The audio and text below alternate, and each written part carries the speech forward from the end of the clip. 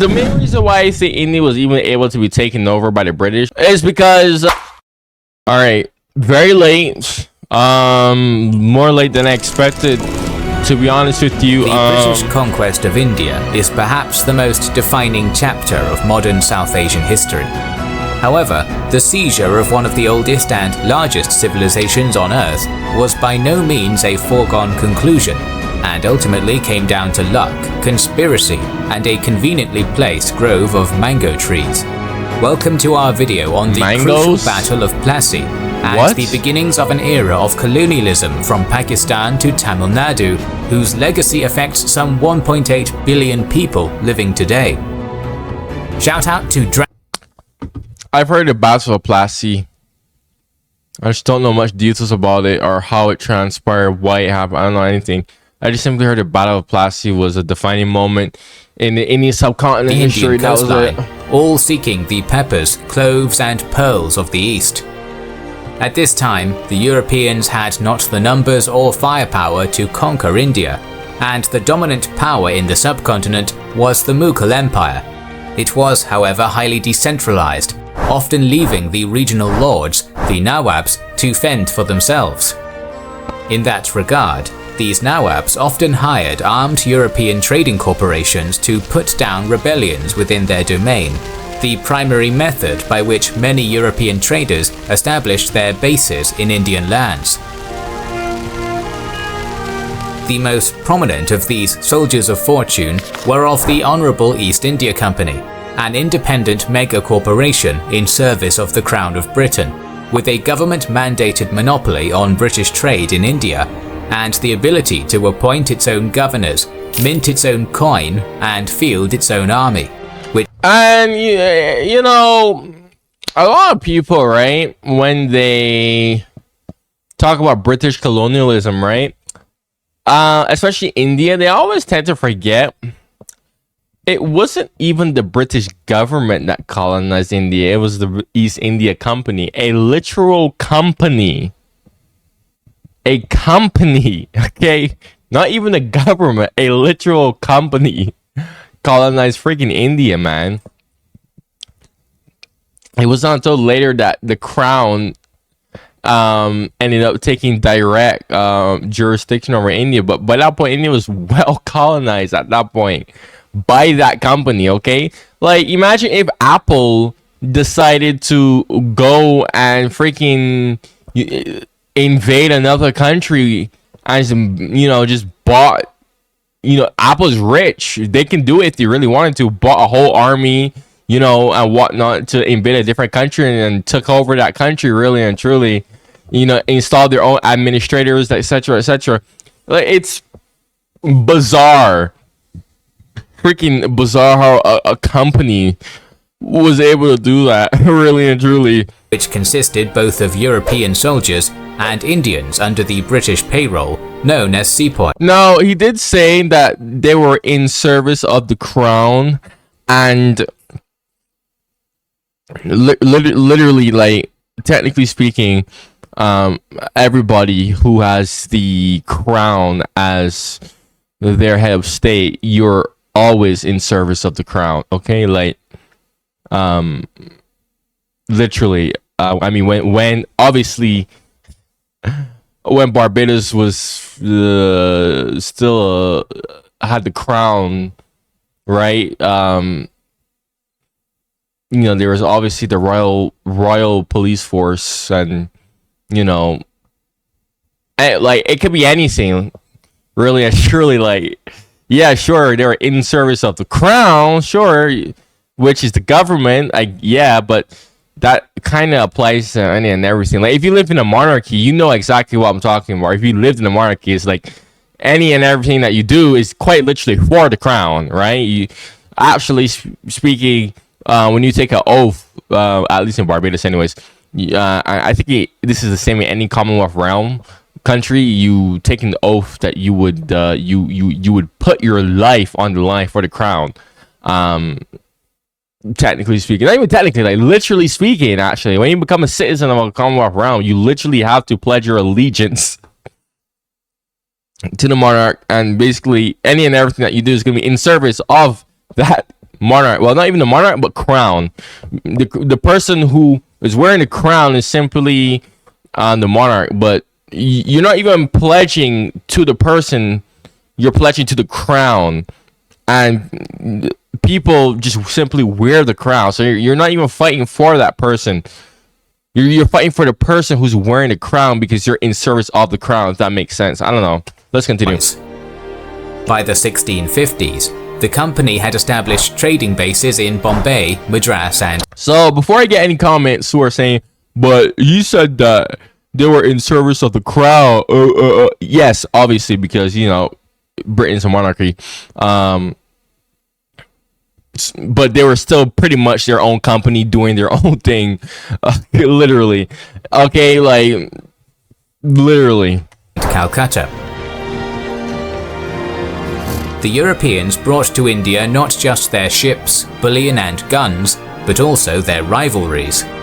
Whenever war broke out in Europe, conflict would inevitably spill over into India. Nowhere was this as prevalent as in the Carnatic Wars. These were a series of 3 conflicts between 1746 and 1763 that saw Britain and France, the 2 largest colonial powers, battle for colonial dominance in India. The First Carnatic War was a relatively minor... I wouldn't really say colonial dominance. I would more say like imperial dominance, right? Because at this point, this is just empire. This is just empire. All these wars and stuff, conquering each other. That's just empire. That's just imperialism right there. I wouldn't even call that colonialism anymore. That's just imperialism. That more fits the definition of imperialism. Minor affair, and ran concurrently with the War of Austrian Succession in Europe. As France sided with Prussia and England with Austria, their respective East India corporations locked horns in the Far East. In 1746, a fleet of French warships bombarded and took the British fort at Madras. This is news to me. I never knew the Dutch owned Sri Lanka. Local Nawab That of is news to Carnatic, me. a fierce British ally, raised a force of 10,000 men to retake the fort, but was repelled by a much smaller French force. Meanwhile, the British retaliated by laying siege to the French stronghold of Pondicherry in 1748, but were forced to withdraw at the onset of the monsoon rains. This short conflict ended with the conclusion of its parent war in Europe, and in the Treaty of Aix-la-Chapelle, Madras was returned to Britain by the French in exchange for the fort of Louisbourg, which had been taken by the British all the way over in Canada. Mad to me how freaking... How are they even able to get information about, hey, this person that took that all the way over there that quickly for them to be able to sign treaties properly, you know, in response to that, you know, because India is so far away from Europe and let alone Britain, and same with Canada, right? Freaking hell, how are they able to do that? I don't even think they were able to do that, actually. The First Carnatic War had been fought against the backdrop of a great wave of geopolitical change in the Indian subcontinent. The old Mughal Empire was in a slow decline, and as it rotted from within, various ambitious Nawabs carved pieces out of its decaying body, creating smaller, functionally independent states that fought amongst themselves for land and prestige. So, the Mughal Empire was technically the Mughal Empire was, well, what it was, an empire. I see Indians like love to say, "Oh, my Mughal Empire." The Mughal Empire. I don't even think the Mughals were indigenous to this Indian subcontinent. Were they? I think they were, but they were more to the north. But I'm talking like the actual like heartland of the subcontinent. Plus, they were the Indian subcontinent practiced way different religions. The Mughals didn't even practice it. The Mughals were Islamic, weren't they? Were they not? I don't know. I think I could be wrong. Answer my question. Even though the governments of Britain and France were nominally at peace, the British and French East India Companies continued to fight various proxy wars with one another, with both sides struggling to place local rulers on the throne they suspected would favour them over their fellow European rival. In 1749, a dynastic struggle erupted over the lordship of the Carnatic, and the Europeans quickly picked their sides. France backed the up-and-coming Chanda Sahib, while the British backed the well-established camp of Muhammad Ali Khan Walaja. At the onset, Sahib appeared to have the upper hand, taking control of most of the Carnatic before besieging Walaja's last stronghold at Trincomalee in 1751. Victory seemed like a sure thing, for Sahib commanded 6,000 men and had a force of 1,800 Frenchmen by his side, while within the fort, Walaja and his British allies numbered only 1,600. Here enters a pivotal character in the story of colonial India, a young British officer named Robert Clive. A fast-thinking and intrepid commander, he mustered a force of 280 British soldiers and 300 sepoys and made a bold stab at the city of Arcot, the seat of Sahib's palace and a city of 100,000 souls. Arcot had been left sparsely defended, and amazingly, the city garrison abandoned their posts upon hearing word of Clive's dogged, nearly inhumanly impulsive strike at their city. What? Upon hearing of the seizure of his capital, Chanda Sahib was forced to divert troops from the siege at Trincomalee, relieving the Anglo-Indian force there. And it's funny because this is probably the main reason why India was even was able to be imperialized and then colonized.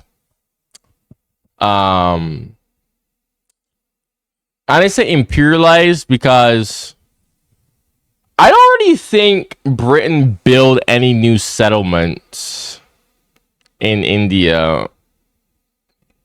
I don't really think they did. I don't really think they did. Because colonialism is more like you're setting up shop in a new spot that's not your land. Yes, it also means administration. Like you set up a new administration there. That's true. But imperialize is more of a better term to use here, because they I mean, yeah, they were colonized somewhat. Yeah, you could say they were colonized, but the only thing the British really did was affect the government. I don't really think the British set up that much like actual colonies there. And when I mean colonies, I mean actual colonies, right? Because a lot of people, they think colony equals territory. But that's more like like I said, territory. A colony, well, is why I said colony, a place where you set up shop or settlement or something like that. But the main reason why I say India was even able to be taken over by the British, and takeover is a strong word because the British didn't even take it over. It was more like they made agreements with local rulers, but whatever.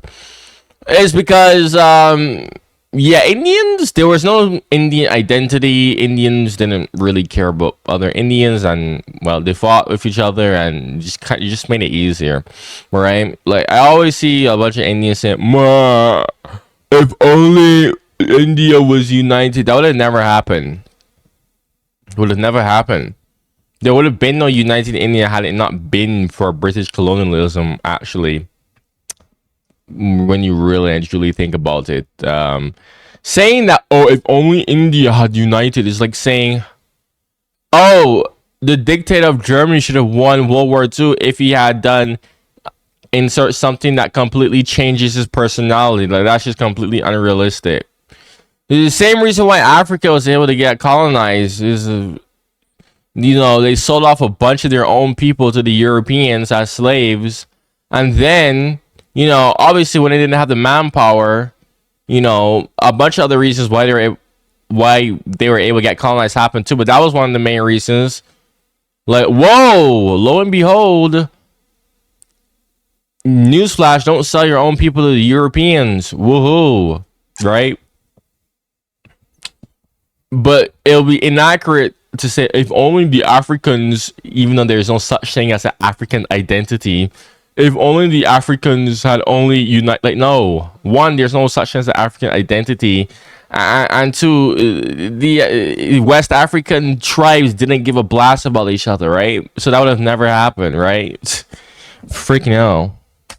Not only had Clive defied all expectations and taken Arcot with a tiny force, he managed to defend it from a subsequent Franco-Indian counterattack 4,000 men strong. I say this because you see the Indians here who are collaborating with the different European powers who would eventually come to colonize them to fight other Indians. Oh my God. He proceeded to win several other battles over the next 2 years, developing a reputation as a brilliant commander with an aura of near invincibility. In 1754, the Treaty of Pondicherry elevated the British-backed Muhammad Ali Walaja to the Nawabship of the Carnatic, making the British the predominant European power in southeastern India. Meanwhile, the situation in the north of India was no less chaotic than in the south. One of the most prominent rising powers expanding at the expense of the Mughals was the Marathas. Proudly independent and fiercely warlike, they had broken free of Mughal control in the late 17th century, and in the following decades, the mounted Hindu warriors. So listen to what he said, right? Okay. They had broken free from Mughal control, okay? And this is basically at the heart of the Indian subcontinent. Why would they need to break free from Mughal control? And I'm just saying this because, again, I see all these Indians who are saying, oh, the Mughal Empire was so great until the British came, blah, blah, blah. Bro, the Mughal Empire was literally a foreign power, too. What the heck? Hello, Empire, Mughal Empire, emphasizing Empire, right? Oh my gosh. It's crazy how biased people can be towards a whole... I'm way too tired to keep talking, but you know what I mean. Like, how just the double standards basically people have. Warriors had rapidly conquered much of central India and were pushing upwards into Bengal. Bengal at the time was under the rulership of an ambitious Muslim Nawab, Alivadi Khan, who, much like the Nawabs of the Carnatic, pledged nominal loyalty to the rapidly fading illusion of imperial Mughal power, while in essence being the sovereign prince of a functionally independent realm. Alivadi managed to consistently fend off the perpetual Marathi attacks into his territory, but the raids simply kept coming and coming, and in 1751 he was forced to cede the borderland of Orissa and pay the Marathas an annual tribute. Alivadi was left in charge of a desolate and war-torn realm, and in order to rebuild the infrastructure that had been destroyed, he imposed heavy taxations upon the merchants in his lands. The well-established European factories along the Hooghly River were not exempt from this, and the British traders there grumbled mightily at their shakedown at the hands of this particularly iron-fisted Bengali prince. The situation was only further exacerbated when Alivadi Khan passed away in 1756, leaving his heir, Siraj-ud-Dowla, in charge. Siraj was resentful of the economic and political influence the Europeans had in his domain, and also suspected the British of being part of a coup to dethrone him, though in fairness, he was probably right about that. The French and British began to fortify their trading outposts in Bengal. Siraj immediately demanded they stop, and while the French complied, the British refused. This was all. Oh my gosh. Classic Britain. Cucking everybody. Don't you love that? And here's the thing that a lot of these people who love to cry about British colonialism don't seem to understand, right? If there's one thing that I personally, not even personally now, if there's one thing that is 100% facts is The British Empire, bro, cut everybody, even British people too. Okay, the Irish were cut, the Scottish were cut, even to a certain extent, even English people themselves were cut by the elites, right? Like Britain has had that issue, and actually, now that I think about it, America has that. It basically probably inherited that issue from Britain, where it's basically the elites who control everything and decide everything, right? Because you need to understand that you, for example, me being from the Caribbean, British West Indies, you know, the whole slavery thing, you know, yes, slavery was happening, and you know, the rich people that just so happened to be white made up racism as an excuse to enslave darker skinned West Africans so they can make loads of money off of it. That's true.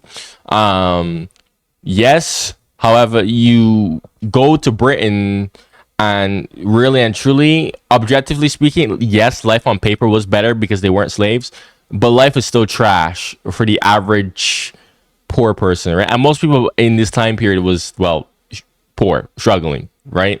Okay, you got the kids working in chimneys, okay? And not only that, but I mean, I think Oversimplify even made a joke about that actually in his American Civil War video. Now that I think about it, but you have like the children working in chimneys, and then you have people, right? This is early, not even early capitalism, but you have people who are not really getting paid much unless you're a part of the elite, really and truly. People working their butts off, right? Like 16 hours a day in these horrible conditions in factories and whatnot. Look, my whole point is, right? Everybody suffered in the British Empire. Unless you were an elite, you probably suffered. Whether you were English, Scottish, Indian, from the Caribbean, it did not matter. Like African, it did not matter. Everybody suffered. Okay? And this is why when I see so many people having so much backlash on the British Empire and all these British people who are getting all this backlash, I'm like, why are you doing that? Why? Like, they most likely had nothing to do with any of that. What you should be attacking is you should be attacking the elites. And yes, these elites very much still exist. They very much still exist, and they're very much still wealthy. So, that's just how I view it.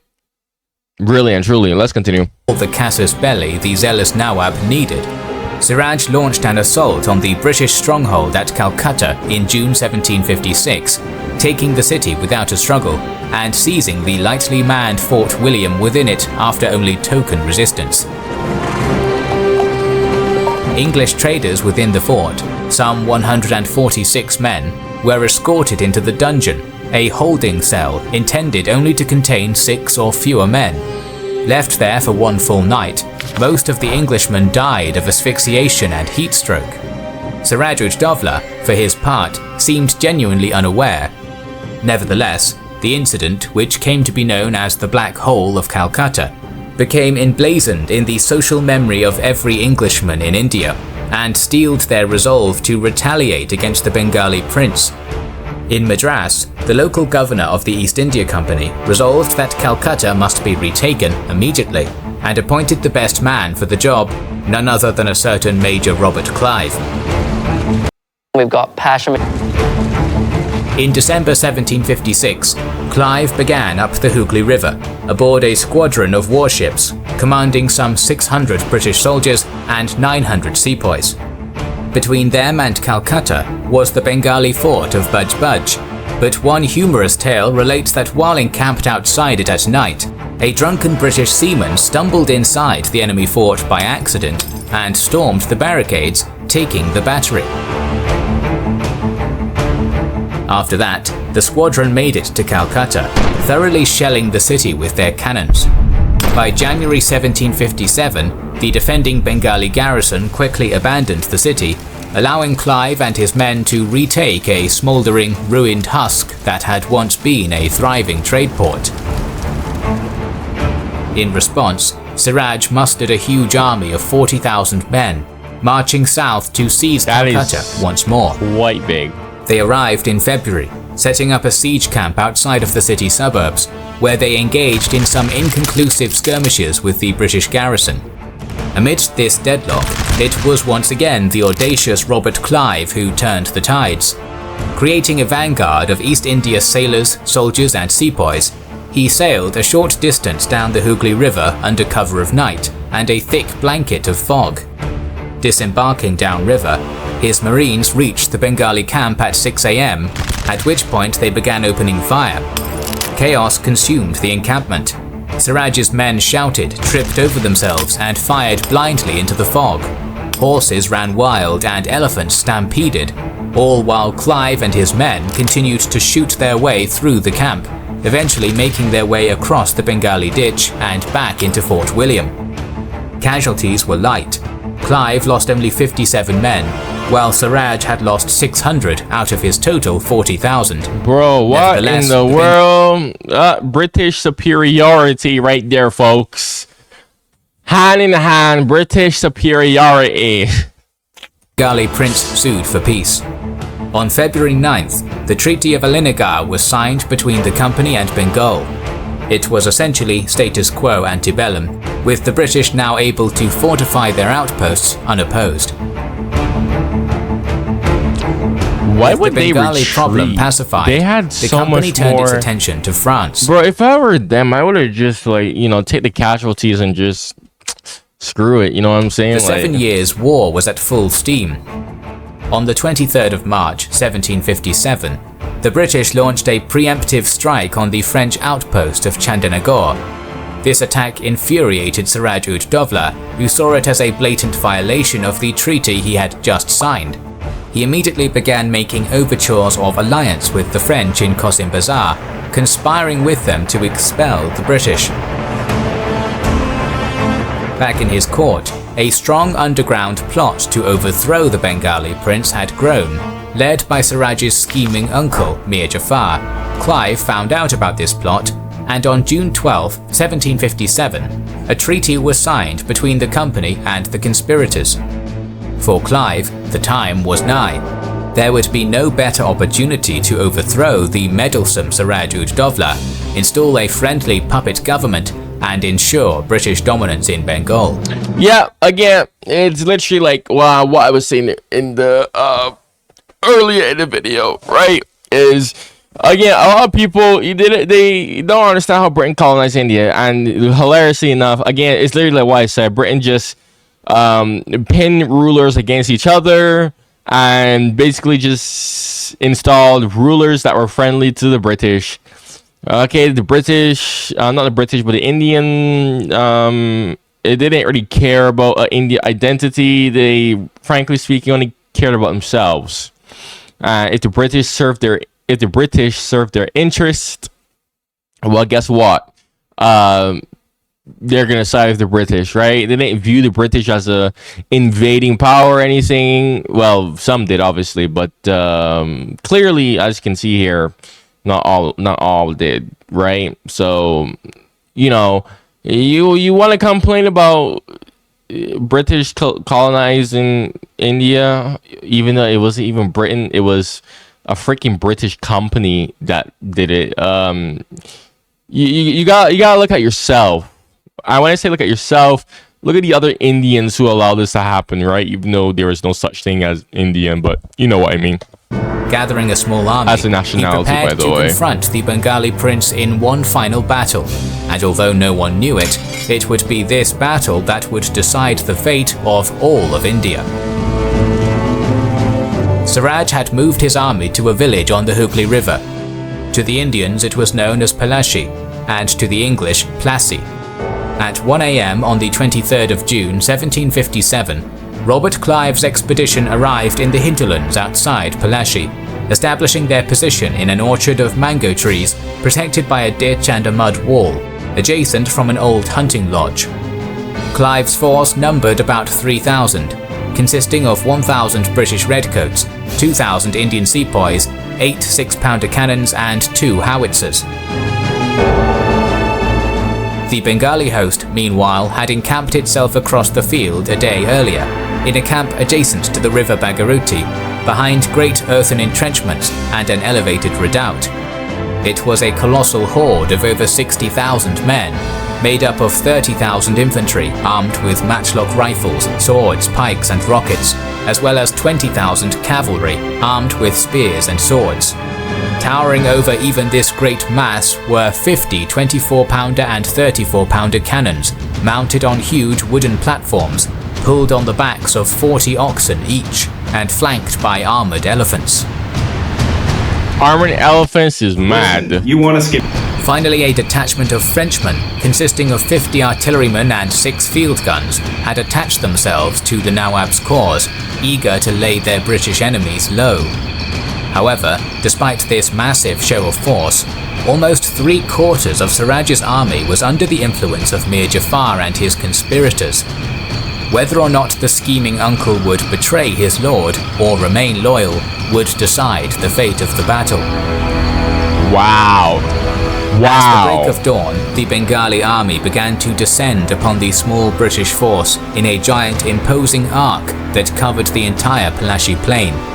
The French artillery moved ahead of the main line, positioning their field guns on either side of a large water tank, a half-mile away from the mango grove. They were followed by the right wing of the Bengali army, led by the only loyal generals in Siraj's army, the Muslim Mir Madan and the Hindu Mohan Lal. Meanwhile, Clive had squared up, ordering his men to advance out of the grove, forming a line just beyond its walls, while his own artillery formed a vanguard under the cover of a nearby brick kiln. The British were in a pickle. Clive knew he could not devote troops to an attack on the advancing vanguard without exposing his right flank to Mir Jafar's massive horde. All he could hope for was that Jafar would be good to his word, and with that, he turned his attention to the advancing right. At 8 AM, the cannonade began. The French and Bengalis fired a withering crescendo with their mounted cannons and field guns, wounding a handful of men.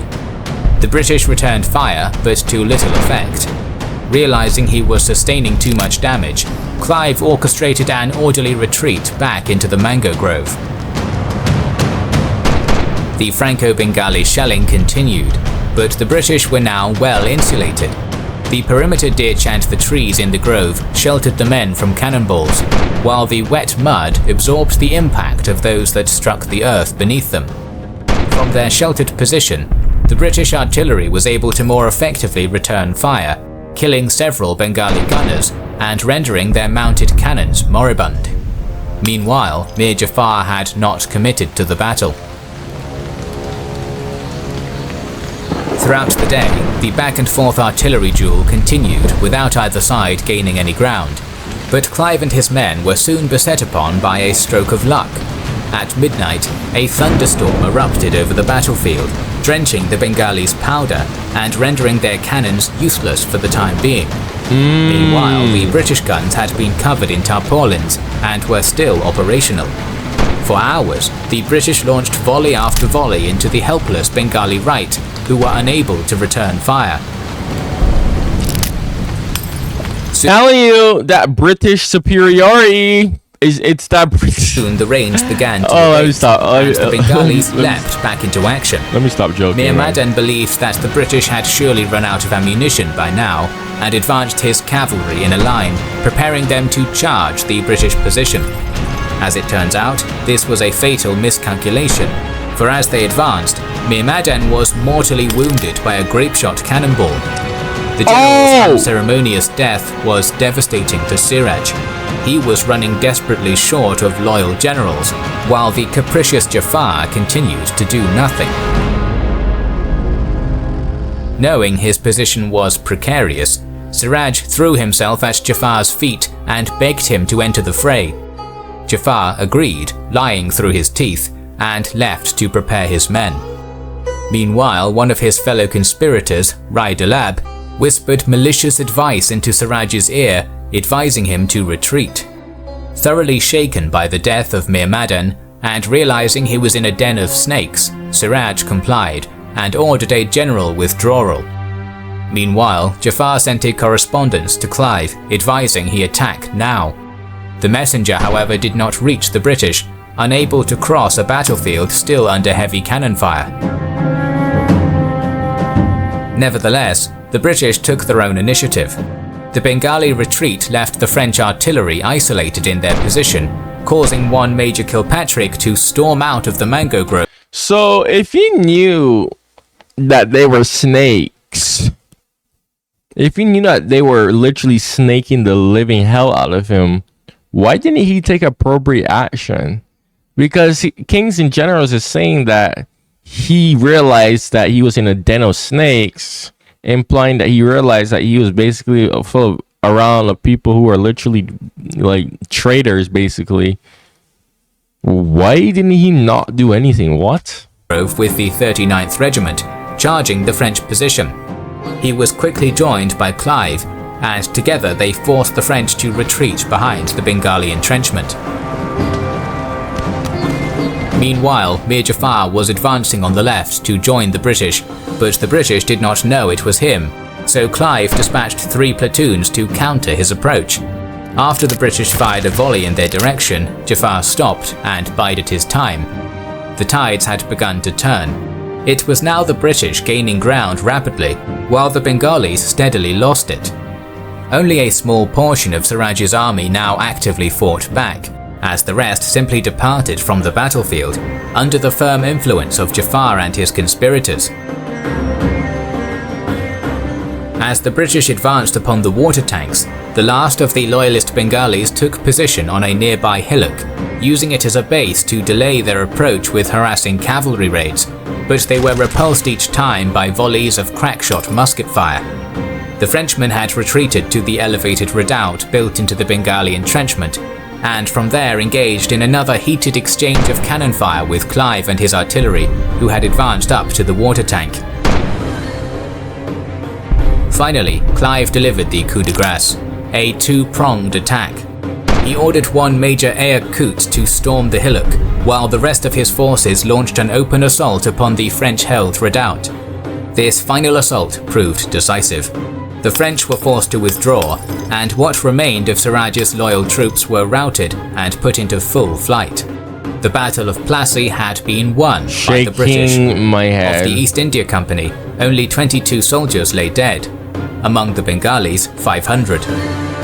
Shaking my head. All because after the battle, Mir Jafar travelled to the oh my gosh, dude. British camp at Dortpur, where he was I was genuinely rooting for the Indians, bro. I can't even lie. I wasn't even rooting for the British. I was genuinely rooting for the Indians. The new Nawab of Bengal. Siraj Ud-Dawla had fled in disguise, but was caught and executed. Mir Jafar proved to be a fickle ally. Realizing correctly the British were an existential threat to his power, he made overtures to the Dutch to drive them out. This was thwarted by the British, who defeated the Dutch at the Battle of Chinsurah in 1759. Too late. Mir Jafar was then promptly deposed by the British. Gone. Shaking my head, bro. The war with the French continued, and here the British emerged victorious. All that for what? All that for what? Literally, man. Imagine if he didn't betray him. What would India be today?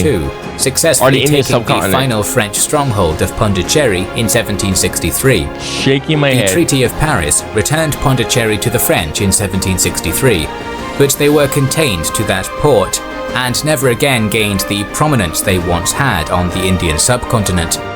With the British East India Company as the sole European power in India, they were more or less free to appoint and depose native puppet rulers at will. Troubling times lay ahead for India. Once again, thanks to Dragon Champions. Alrighty. If you like my reactions, man, make sure you go subscribe. If you made it all the way to the end of the video, make sure you subscribe, man. If you have any suggestions for me, go and comment below. If you know that I would like to definitely like that reaction. Go comment it down below if you have that for me. All right. Check out my other reactions on my channel, man. Thank you for watching and goodbye.